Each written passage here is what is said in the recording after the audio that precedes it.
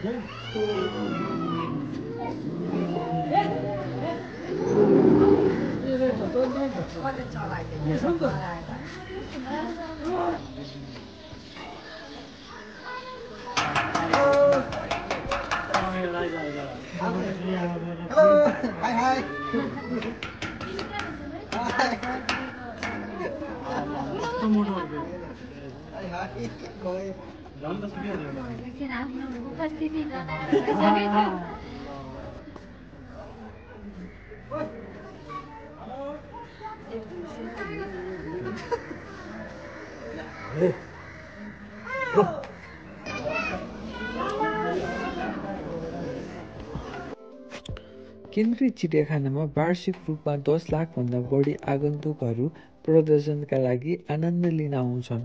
आम्दानीको मुख्य स्रोत प्रवेश टिकट बिक्रीबाट उठेको राजस्व रहेको छ। प्रकृति र वन्यजन्तु संरक्षणमा जनचेतना र सहभागिता जनाउने उद्देश्यका साथ केन्द्रीय चिडियाखानाले काठमाडौँ उपत्यकाका विद्यालयहरूको सञ्जालसँग फ्रेन्ड्स अफ जू नामक विशेष सदस्यता आधारित कार्यक्रम सफलतापूर्वक सञ्चालन गर्दै आएको छ। दिन मिल्दैन अरे त हैन दिन मिल्दैन अरे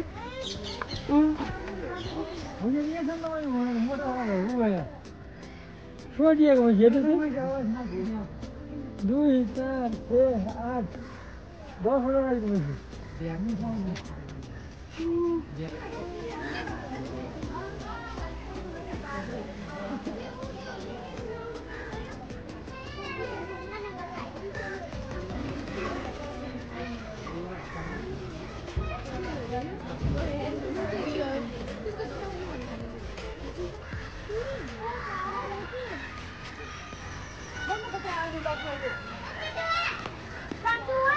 हजुर भन्छ होइन